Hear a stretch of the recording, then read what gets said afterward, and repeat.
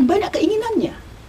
Mungkin HP-nya yang harga lebih mahal, atau ganti motor, atau bajunya yang berkelas. La ilaha illallah, la ilaha illallah, la ilaha illallah, Muhammadur Rasulullah. Ya Allah, ya salam, lindungi Republik Indonesia dari bencana alam, dari perang saudara. Bismillahirrahmanirrahim. Assalamualaikum warahmatullahi wabarakatuh. Viral sebuah video yang diunggah di akun TikTok Agnes Jennifer mengaku kesal memiliki mobil mewah Lamborghini-nya. Pasalnya ia jarang memakai mobil tersebut dan hanya beralih fungsi menjadi pajangan garasi saja. Ia mengatakan bahwa perawatan mobilnya sangatlah mahal. Meskipun mobilnya tidak dipakai, namun tetap harus merawatnya dengan harga yang sangat fantastis. Biaya servis, ganti oli, perawatan tahunan serta pajaknya mencapai 20 juta rupiah. Ia bahkan mengatakan apabila pajak tersebut dikumpulkan bisa dipakai untuk membeli mobil yang baru. Bagaimana tanggapan dari Angkatan Muda Banteng Putih terkait hal ini? Mari kita simak selengkapnya. Ibda bil basmalah, bismillahirrahmanirrahim. Asyhadu an la ilaha illallah wa asyhadu anna Muhammadar Rasulullah.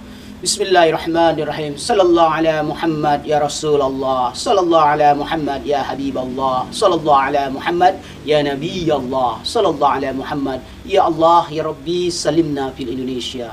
Bismillahirrahmanirrahim. Rabbi shrah li sadri wa yassir li amri wahlul 'uqdatam min lisani yafqahu qawli. Bismillah, la haula wala quwwata illa billah. Bismillah, hasbunallah wa ni'mal wakil, ni'mal maula wa ni'man nasir. Bismillah, subhanallah, walhamdulillah, wa la ilaha illallah, wallahu akbar. La haula wala quwwata illa billah, amma ba'd. Wa ya ibadallah, hayya na'budullah daiman abadan hatta yaumil qiyamah, wa insyaallah nahnu jamin husnul khatimah. Pada kesempatan ini kita membahas sesuatu yang jamak terjadi di kalangan orang-orang borjuis, orang-orang kapitalis, orang-orang yang kaya secara materi yang ada di Republik Indonesia ini. Pada kesempatan ini kita tidak berusaha menghakimi dan mendikte siapapun, tidak. Ini hanya perbandingan sebagai umat Islam bagaimana menyikapi jika kita memiliki kekayaan yang diberikan oleh Allah Subhanahu wa taala. Sebagaimana biasa kami akan bacakan 1-2 kata atau 1 kalimat agar ada sinkronisasi dari kajian kita hari ini. Bismillahirrahmanirrahim. Falaula fadlullahi alaikum warahmatuhu. Falaula fadlullahi alaikum warahmatuhu. Falaula fadlullahi alaikum warahmatuhu. Bil makna, jika bukan karena karunia Allah, jika bukan karena rahmat Allah, jika bukan karena kasih sayang Allah, manalah mungkin kita bisa hidup di muka bumi ini. Mustahil kita bisa memiliki kekayaan. Pahami dan yakini bersama bahwasanya kekayaan, kemiskinan itu tidak bisa diganti oleh apapun. Sekuat apapun usahamu, kalau memang takdirmu bukan orang kaya, setinggi-tingginya usahamu hanya untuk bisa makan, hidup bertahan dan ala kadarnya. Tidak jatuh miskin, tapi sampai sebegitunya ketetapan Allah kepada kekayaan atau kekayaan kita. Kekayaan dan kemiskinan adalah takdir dari Allah. Adapun usaha kita itu membuahkan kekayaan dan kemiskinan. Tetapi ketetapan kita miskin atau kaya dirahasiakan oleh Allah. Untuk apa? Agar kita tetap berusaha dan berusaha. Karena takdir itu bisa dirubah. Dengan kita bersedekah, dengan kita berpuasa, dengan kita menyantuni anak yatim, maka akan ada pergantian takdir dengan izin ridhonya Allah. Ini harus dipahami bersama. Ini ilmu tauhid. Jadi kaya miskin memang ditakdirkan oleh Allah, tapi kita berusaha semaksimal mungkin menunjukkan kepada Allah agar kita pantas untuk menjadi orang kaya. Itu poinnya. Sebaliknya, kita menunjukkan juga kepada Allah dengan usaha maksimal kita tidak layak untuk menjadi orang miskin. Itu juga poinnya. Nah, jadi yang paling penting adalah usahanya, bukan masalah kaya miskin. Itu ending ataupun goalnya, ataupun target dari akhir dari perjalanan usaha kita.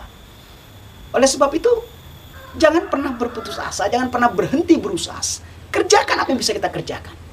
Yang penting jangan keluar dari aturan bernegara dan aturan beragama. Halalan thayyiban.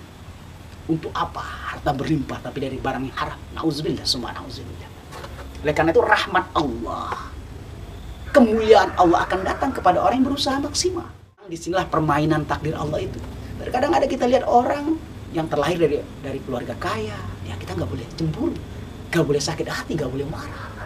Ya kita berusaha. Kalau kita memang terlahir dari keluarga sederhana atau miskin sekaligus, kita bangkit untuk melawan kemiskinan kita. Kita tunjukkan kepada Allah bahwasanya kita layak untuk menjadi orang kaya.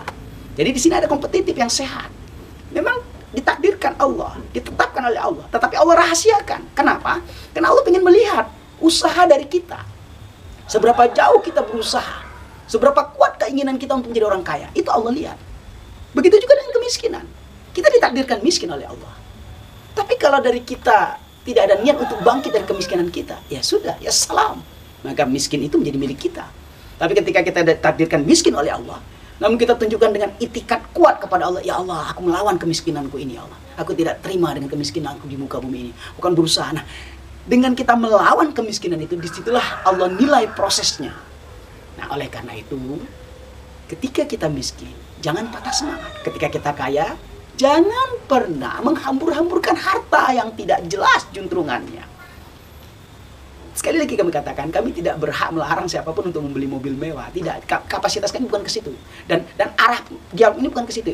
Ini sebagai simbolisasi, sebagai bahan kajian saja. Artinya gini, silakan membeli mobil mewah, silakan membeli kapal pesiar, bila memang uang Anda ada, bila memang itu kebutuhan Anda. Karena semakin banyak uang seseorang, semakin banyak yang ia butuhkan. Misal, kita ambil contoh. Orang yang gaji 1 juta, dia akan cukup kalau dia memikirkan kebutuhan pokok dan kehidupan yang sehari-hari saja, yang penting-penting saja. Beda dengan orang yang bergaji 10 juta ataupun berpenghasilan 10 juta. Akan banyak keinginannya. Mungkin HP-nya yang harga lebih mahal, atau ganti motor, atau bajunya yang berkelas. Karena semakin banyak uang seseorang, semakin banyak ambisi dan keinginan. Itu sudah sunatullah. Mengapa seperti itu? Di sini lagi rahasianya. Disitulah perputaran rezeki yang diputar oleh Allah. Maka dari itu kenapa kita disuruh berdagang oleh Rasulullah Muhammad SAW. Kita berdagang biar cepat kaya. Jika ingin kaya, berdagang. Kenapa? Dengan berdagang, perputaran uang itu di perdagangan. Jika fashion kita ada di dagang, maka nggak perlu malu, lakukan. Nah, yang repot ini, kalau fashion kita tidak didagang, tapi kita memaksakan diri berdagang. Ini yang jadi fatal akibatnya juga. Untung tidak, rugi malah iya. Belum lagi nanti modalnya hasil pinjaman. Nauzubillah, semua nauzubillah. Oleh karena itu, di sini sunatullah berlaku lagi. Setiap orang punya kemampuan, punya kapasitas masing-masing di muka bumi Allah. Silakan kembangkan kapasitas dan kemampuanmu semaksimal mungkin. Agar apa? Agar engkau mencapai titik kepuncakanmu. Agar engkau mencapai titik kejayaanmu. Apakah kekayaan materi? Tetapi yang lebih penting adalah kekayaan hati nuranimu, kekayaan hatimu. Karena jika engkau pandai bersyukur, maka mau kaya mau miskin tidak berpengaruh sama sekali. Tetapi sekali lagi kami katakan, kajian ini tidak mengkritik siapapun, tidak menyentil siapapun. Artinya di sini kalau orang sudah selalu pintar bersyukur, ketika ditakdirkan miskin, dia akan tenang, akan terus berusaha. Ketika ditakdirkan kaya, dia tidak lupa dengan orang-orang sekitar yang masih miskin. Itulah berkahnya kita bersyukur. Oleh karenanya, berapapun uang kita miliki, bukan itu poinnya.